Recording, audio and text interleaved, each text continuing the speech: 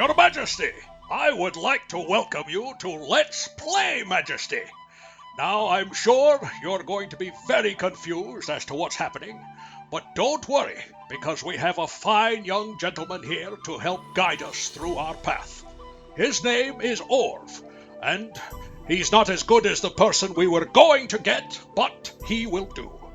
So, for now, let's play Majesty. Hey everybody, and welcome to Majesty the Fantasy Kingdom Sim, episode 22. My mouth is going to be locked in a grin this entire time, which is the first time that's ever happened in my life. And joining me here for this momentous occasion and this incredibly long episode... Yo guys, it's Cool Guy, and yeah, so that we have... with us today is George freaking Ledoux, the voice of the royal advisor in like 5 other different hero classes because he is the most awesome dude on the planet and has decided to come along with us for this ride. And hey everybody, it's Last Robokai, and I would also say welcome to the hardest act to follow. You did pretty well there.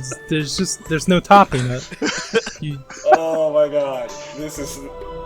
So which episode are we doing today? What are we This is Balance of Twilight. Oh god, this is a DLC mission. Yeah. This is a DLC mission that they released after the game came out. They released 2 of these. And this is maybe the harder one, if you look at it. Except, because of the way I play it, it's not hard at all. It's just tedious. Aww. It's okay, it's okay.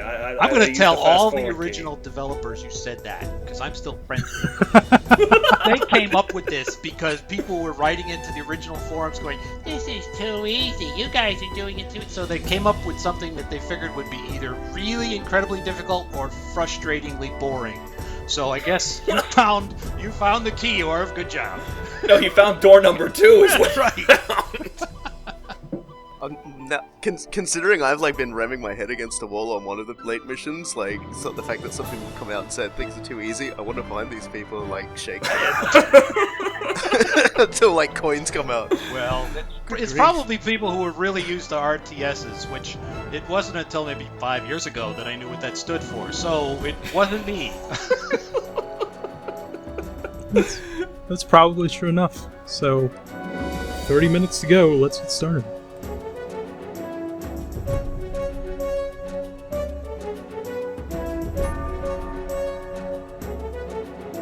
Your Majesty, somehow the Shrine of Light has been despoiled, causing its opposing shrine to grow greatly in power.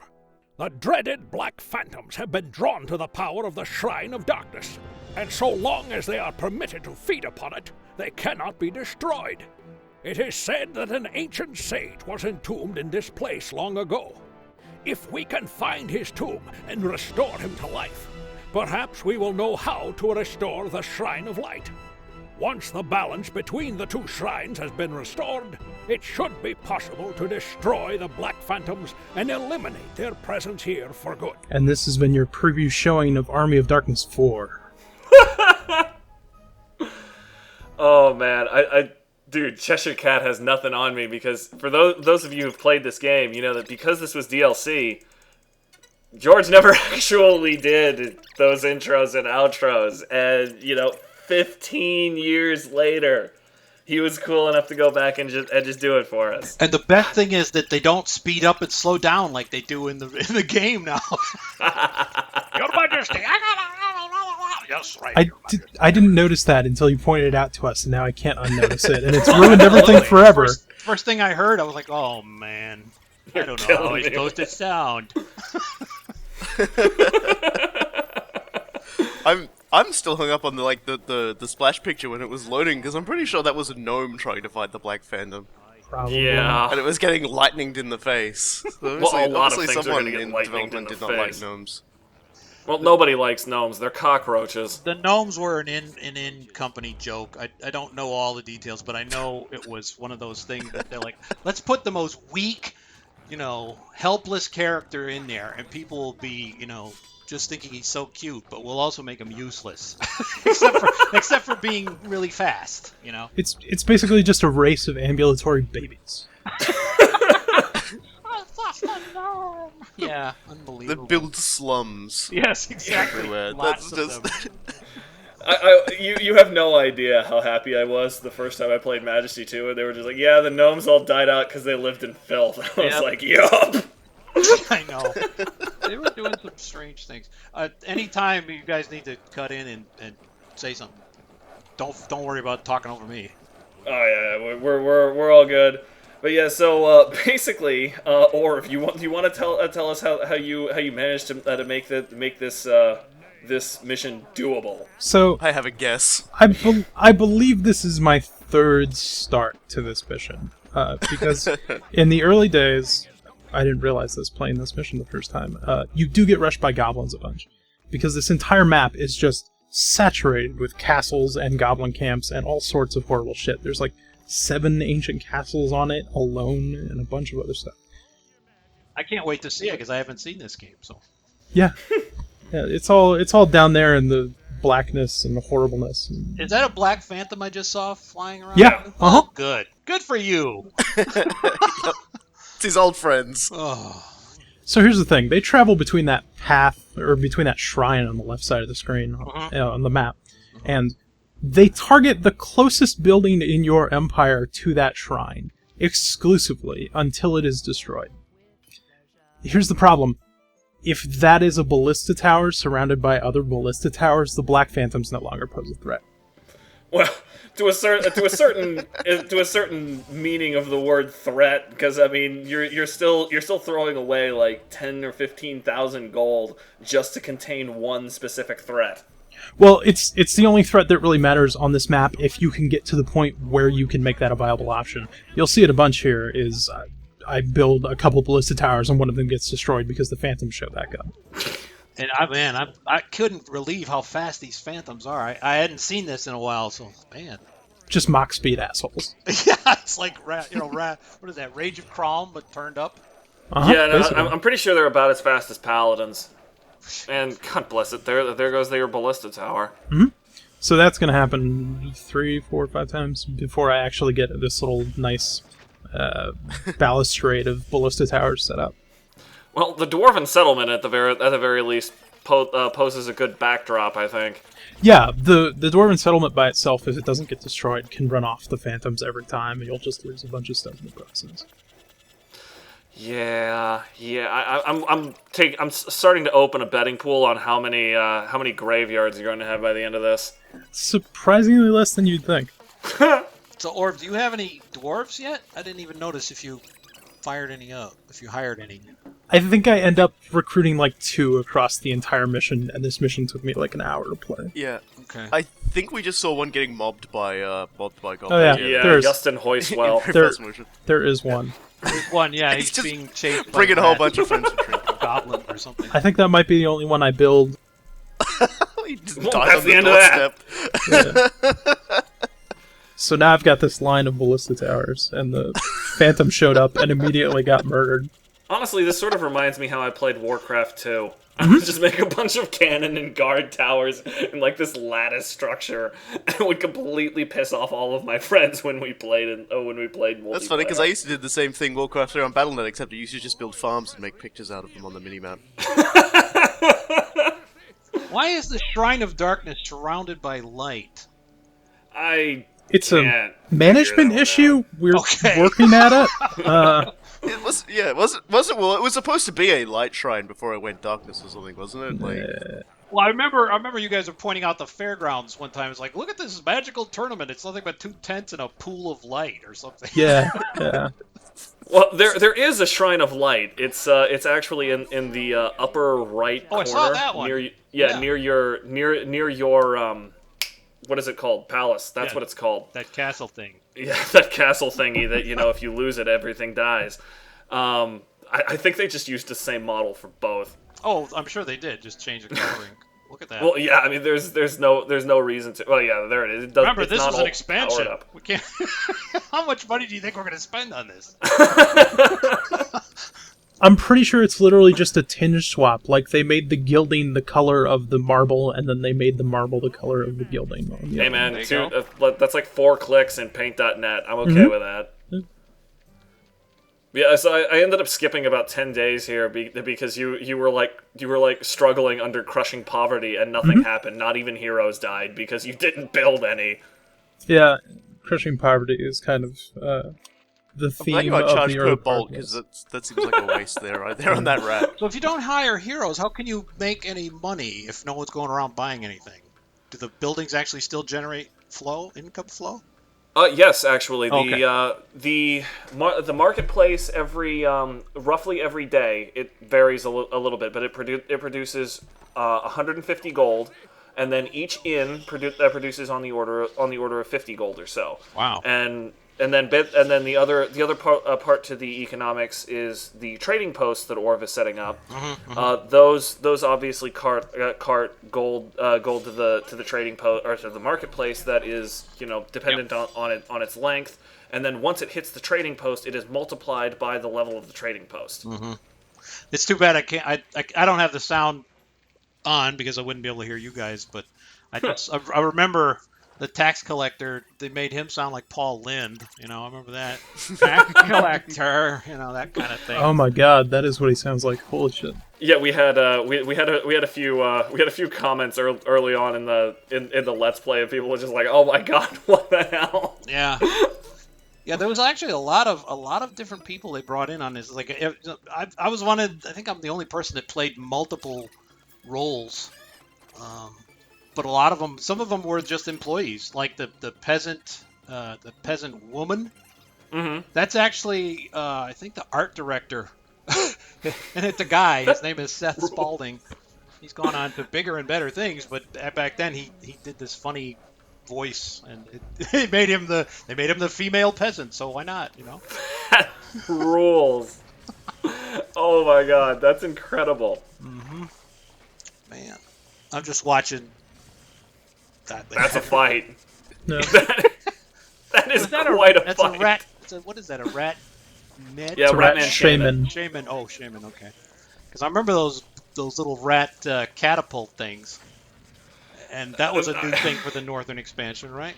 Yeah. Yeah, that's a Ratapult made yes, for the Northern Ratapult. expansion, and I cannot look at a Ratapult the same way after the episode 21 where we had like 8 Agrellans going around shanking Ratapult after Ratapult like it was going out of style. Yeah, and that's not easy to get those healers. I remember to get them to be so aggressively offensive.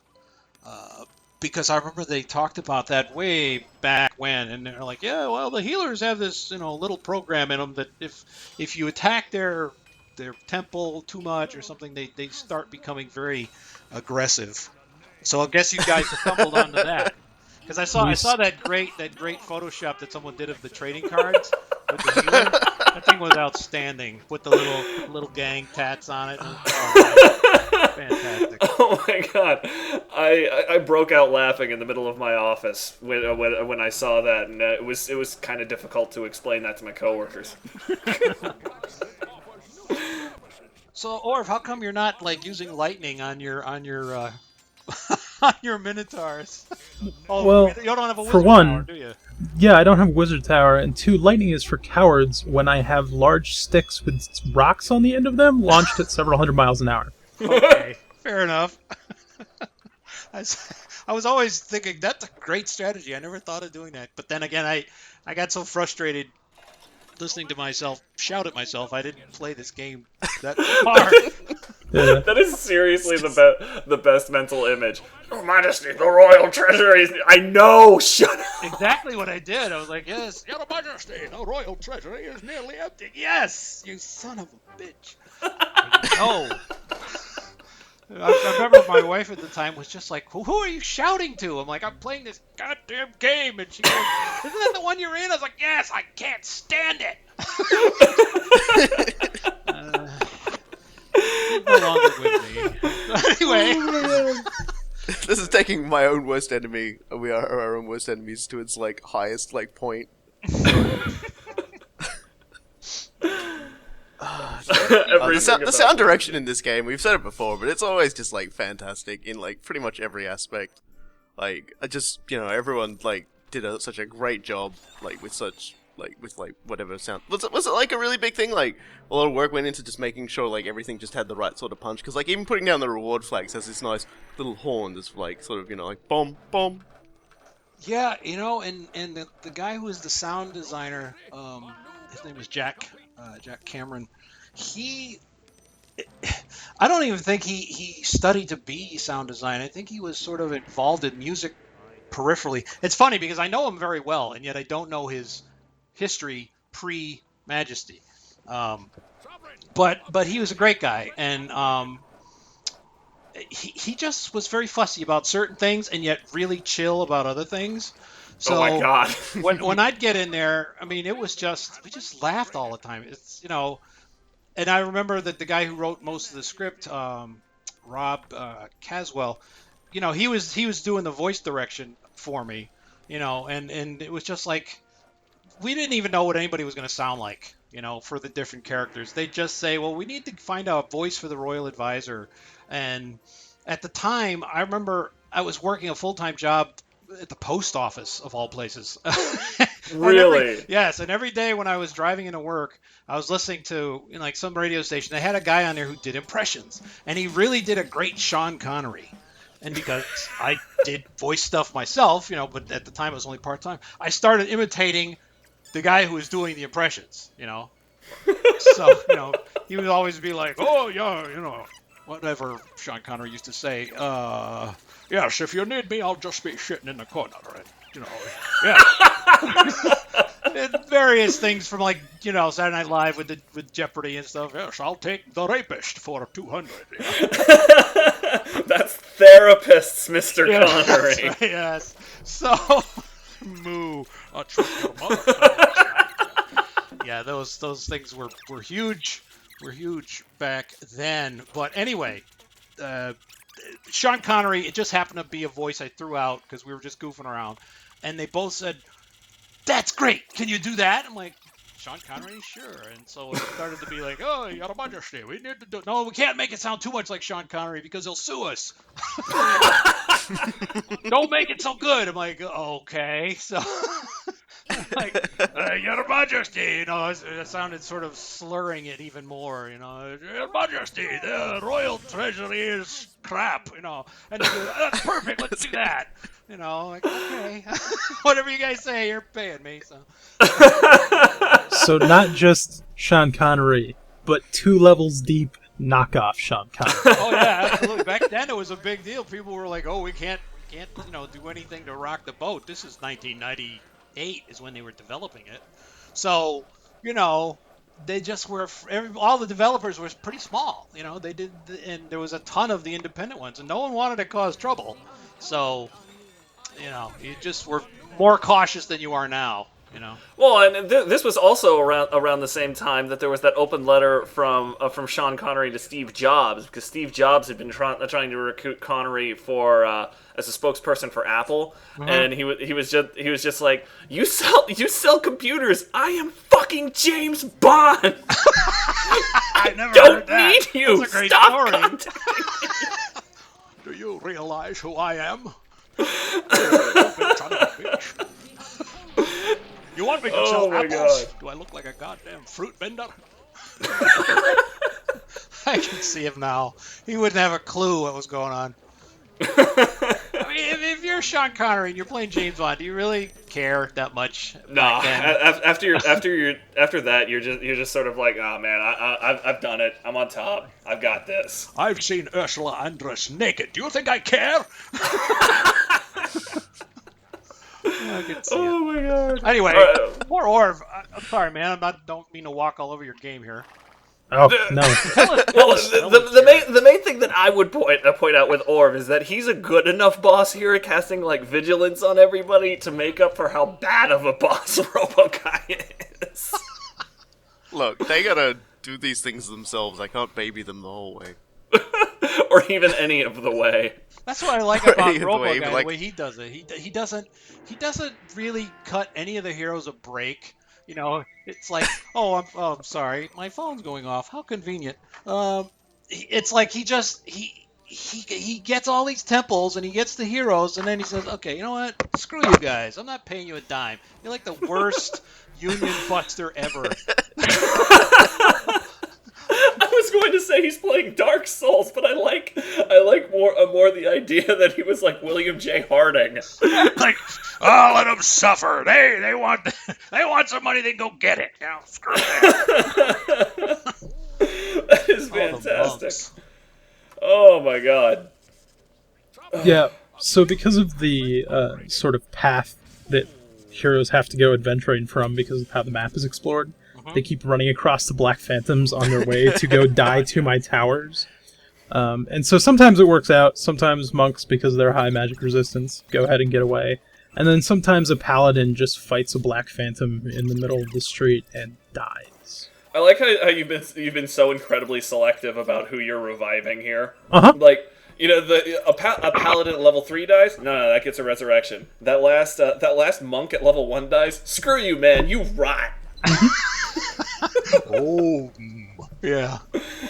Oh, like, did the monks last? They didn't know what to make them sound like, so they're like, well, we just want them to be sort of like meditating all the time. I'm like, well, that's a fighting character? Like, yeah, he's just Om. I'm like, oh, I could do that. And well, we have to have like 7 different phrases of them saying Om. Like, sure, you know.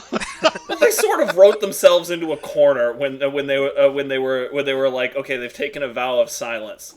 Yes. Okay, how the fuck do you voice that? Yeah, I know. It's like, oh, when you're dying. Oh, he's getting pounded on by trolls and werewolves, and he's just like, yeah, man, whatever.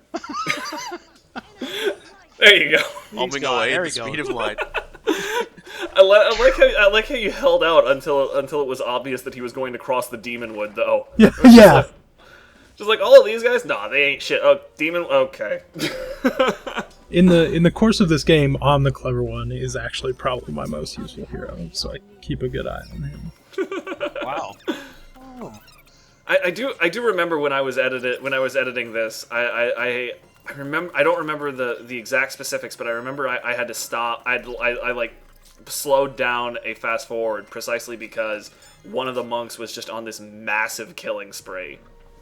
They would be badass once they got up in levels. I always liked the monks whenever I would get a chance to play them, just because the character is cool, you know, and they have the most ridiculous outfit. they don't wear anything, but as far as armor goes, but no, they just punch stuff. Well, yeah, and then they're just like, okay, Stone Skin, all right, hit me now, I freaking dare you. Dick punch. That's all they do. But it works, you know. I don't know how they reach dragons, but you know, whatever. Well, the quivering palm technique is really important when you're dick punching. I'll keep that in mind. It's not actually like anything you do to the opponent anatomically to kill them with the whole quivering palm thing. Nah, it's just they die of embarrassment. Oh, so what beat you? I can't tell you. What you doing? Embarrassing. Losers. Rust Spitters. Oh yeah, those guys are fun. Oh my god. Isn't it great that they made an HD version of this, though? It's great. No, it was a day one purchase for me. It came out, and I was just like, "Thank you, sir. Give me 2," because like this was like my favorite game when I was 13. Still one of my favorite games. I mean, today. it is. I'm not a big player of video games, even though I do a lot of video game work. But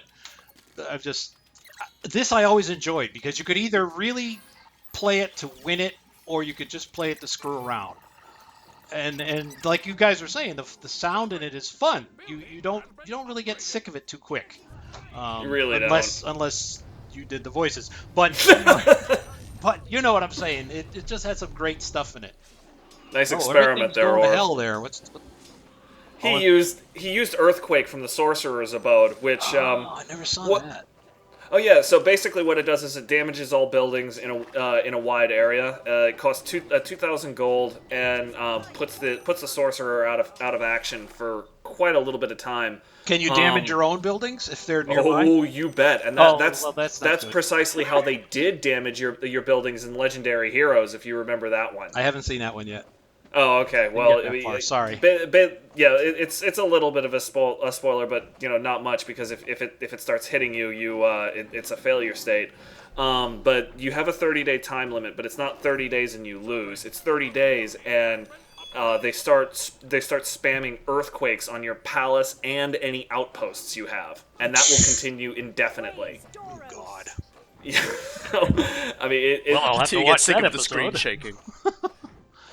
Well, I love the episodes you guys have done. They're really quite entertaining. So we only play games that we have a bucket load of fun with, because we want that to spill over. So I'm glad to hear that's succeeding.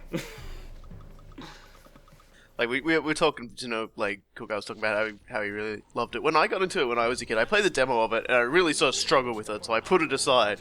And for some reason it always stuck in my craw that I never actually figured out how to play this game properly. So when the HD version came out, I pretty much bought it, sat down, and then just played it from start to finish, and finished everything. I didn't play any other game at the time, and that's kind of what got us. That's kind of what got us into doing this, because how long did it I'd take you started to do playing it that? again. To play everything, how long did it take? Do you remember? I don't even remember. I've got I can't even tell you what hours are on it. That's funny. I mean, it's just funny yeah, how it people just- can binge play things like that, but I get it, but it's just funny because I can't do it, besides the fact that I'm a little too busy most of the time. It's Yeah, just trust me, I understand you there. because I mean, there's so many games I've worked on, and I always try to at least try them out, see what it is, so if anyone ever talks to me about it. But it's Majesty I just kept going back to. So when Cool Guy basically bribed me with a free game, to do this show, I was like, sure, I'll take a copy of Majesty and I'll come do your show. Plenty of them. Oh, and now we see the finishing strategy. We've got ourselves into a nice, comfortable position. Now the fun begins. What was doubly brilliant about this, and I honestly have to give you kudos for this, Orv. I would never have thought of this. So I mean, the catch to this mission is that even after you find that mausoleum down there, you have to revive that level 50 wizard to complete the quest. That costs 50,000 gold, so you have to be in a stable situation for quite a long time to be able to handle that. So what Orv did is he got into a stable position, and then built those 2 outposts, which can hold up to 6 guest heroes without guilds. So he doesn't even lose any heroes like this. He just has homes for them. Now he can't replace them, but he can Wrath of Chrome freaking paladins. Yes. Sometimes I know That I was was just gonna ask, or did you actually do that consciously? Like Cool Guy was. So that was intentional. You see me build a couple embassies because I thought they also served the same purpose, where they would take in heroes who were dispossessed from guilds. But they don't actually do that, whether they're open or not. But by lucky coincidence, I completely forgot. So that was my master plan, was the embassies. I completely forgot that Outposts took in heroes, and they took in all my dispossessed heroes anyway. So it worked out, but let's not tell anyone. Your master plan was forgetfulness. Excellent. That's a Canonical. fantastic way. It worked for Reagan, so why not? Oh, yeah. All right. So you're doing good here. Yeah. And every time a phantom shows up, he gets shot a bunch and runs away like a sissy. Shit. Oh man, those phantoms are. Oh, I hate it. Yeah, they're total I think that's what dicks. made me stop playing, because I got so frustrated with the phantoms. Like, how am I supposed to kill these things? I'm gonna go play something Every single else. solution to the Phantoms basically involves just planting turrets around wherever they come from, and just shooting them every time they walk out the front door. That and Would overwhelming wizard towers firepower. work as well, or not because of magic? You gotta activate them as They well, have so they'll be they those have points of high use. magic resist, so it would be less useful. Yeah. So no, The- the towers work good. Yeah, the main use for the towers though is to simply act as effectively a desiccant, because if the what is it called? Phantom, that's what they're called, starts shooting at the tower, your other heroes will only get hit by the crossfire, which hurts. It still hurts, but it hurts substantially less. Interesting. Now the level 50 wizard has visited the Shrine of Light, Yay! so he'll start on his pilgrimage to go get killed in the face. Remind me where the level 50 wizard comes from. Is he part of the game at the beginning? Yeah. So you see the single blue dot down there in the bottom left of the map? Yes, way down. Okay, yes. That was the So mausoleum. That's the mausoleum that he starts in, and he costs 50,000 gold to resurrect. Oh, he's the guy you have to bring back to life. Mm-hmm. I remember. I just recently recorded the intro of the game, and now I'm like, oh yeah, Your Majesty, if we can bring this guy back to life, because who can't do that? Well, the tropes in these things are amazing. It's like, oh yes, we'll just find his dead body and resurrect him because, well, we can do that, and he'll just ask him how we can fix everything. And, well, why couldn't you do that way in the beginning? Oh, it all worked out. It does, But but see, my version of the king would just look at the bill and just go, "How much money?" We're leaving. Your Entire Majesty, we castle can just do like this takes for off and flies 50,000 away. gold. Forget it. Us Robo guys like, oh no. We'll just level a new wizard up to 50. I've got all That's day. right. Yeah. Oh, but Your Majesty, he won't know any of the resurrection spells. Well, he can go learn them. Build a library. That's what the library is for, after all. Exactly. The last nice touch that I like about the AI here is that after the Black Phantoms become mortal, they stop being aggressive. So you have to do things like drop this massive freaking reward on their heads to get people up interested in attacking them. We are victorious, Your Majesty. Oh, you're victorious. You have re-sanctified the despoiled Shrine of Light, and driven away the phantoms forevermore, Your Majesty.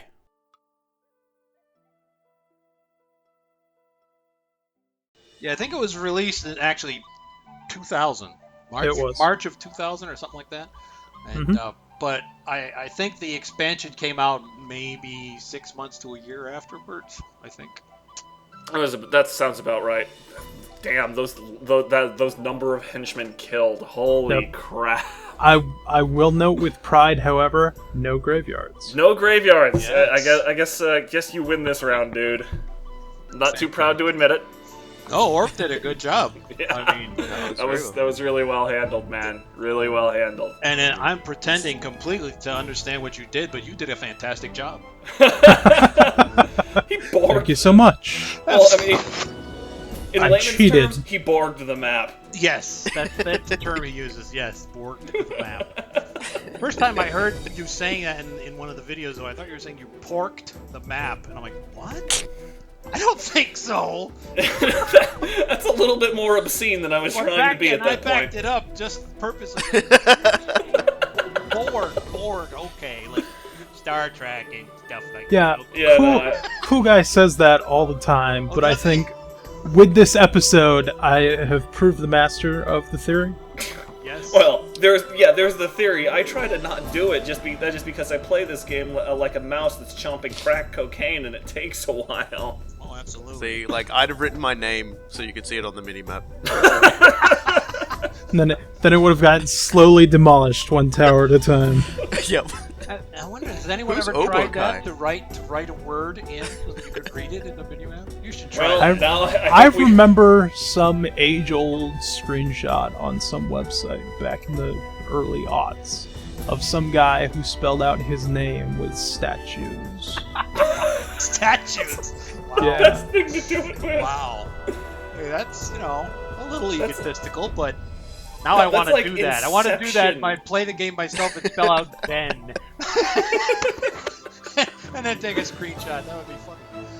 Oh my god, that's like the inception of egotism. We need to go to a lower level of egotism. Oh my Geez, that god. episode went by really fast. Yeah, that was still like 60 in-game days. There was a fair bit of fast forwarding, but the play made it worth it. Good job, Orv. I mean, I'm serious, man. Yeah, really. I have quoting him. I have one episode left to go in which I can horribly fuck things up. Let's see if I manage it. Well, we'll see. Oh man. Well, George, again, thank you so much for coming along with us. Looking forward to having you along next time too, man. You're intending to stay with us until for the that words are difficult. Yes. Exactly. Yes. Donkey say Folks, donkey I will be say. back. I will be Okay, back great. for the Wrath of I'm bad at Crom. words. Oh, Yeah. I cannot Yeah. wait. The Wrath of Crom. Gee, I wonder where they got the idea for that title. Anyway. The best sovereign spell in I'm the just so game. glad you didn't ask me to do the Crom voice because oh my god, does that kill your voice to do that? No, yeah, we're good. I don't want to injure you here. No, don't worry. Doing that voice, you'd actually have to pay me. Yeah, I'd love to do this again. And because I know I was jabbering away and you didn't really get to tell anybody what you were doing on the screen, so. But I have no objection. Yeah.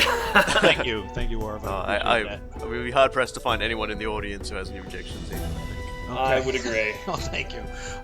Yeah, I'd love to tell you more about Majesty 2 down the road if you guys are interested in all that jazz, but Absolutely. yeah, then we can all be disappointed together. Well, I suppose we can all look forward to disappointment then. Yes, exactly. Yes. Stay tuned, folks, for the next episode when I'll return for more disappointment. Yeah. I'm gonna note, for the record, the Royal Advisor is in my camp on Majesty 2. Your Majesty, we've brought back this amazing kingdom, but it still sucks. Oh, dear. Well, so much for working from the Paradox. Anyway, Oh my god. Okay. So, for real, until next time, folks, Okay. I've been Cool Guy. I've been the Last Robo-Kai. I've been Orv. and I've been George Ledoux. Take good care of yourselves and all those you love, folks.